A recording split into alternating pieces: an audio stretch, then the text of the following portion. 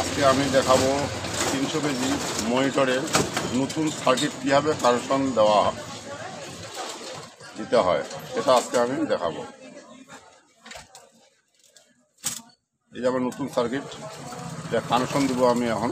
কীভাবে কানেকশন দিতে হয় যারা নতুন তাদের জন্য এই ভিডিওটা দেখলে বুঝতে পারবেন একটা সার্কিট কীভাবে লাগাইতে হয়। এই যে এটা হচ্ছে ট্রান্সফরমার লাইনের তার। ট্রান্সফরমার লাইনের তার এখানে দিবেন, এখানে একটা দিবেন, আর একটা তার এখানে দিবেন।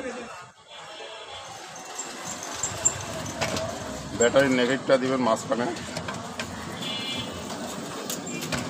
তারপর সুইচের যেটা ব্যাটারির পজিটিভ লাইন সুইচে ঢুকছে ওইখান থেকে একটা তার বাইর হয়ে যায়, ওই তারটা এই পাশে দিবেন। আরেকটা সুইচের তার এই কানেকশনে দিবেন। এখন থাকলো লোড সেলের কানেকশন। লোড সেলের কানেকশন এটা লোড সেলের কানেকশন প্রথম ই মাইনাসে দিবেন কালো তার, ই প্লাস লাল তার,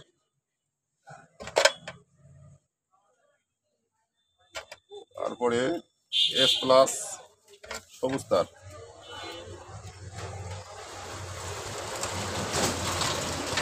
এস মাইনাস সাদা তার।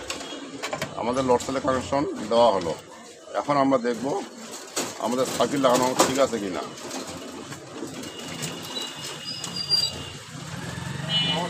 ওকে, আমাদের সার্কিট লাগানো ঠিক আছে।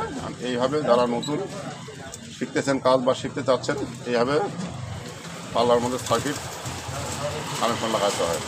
ধন্যবাদ সবাইকে। ভিডিওটা লাইক এবং শেয়ার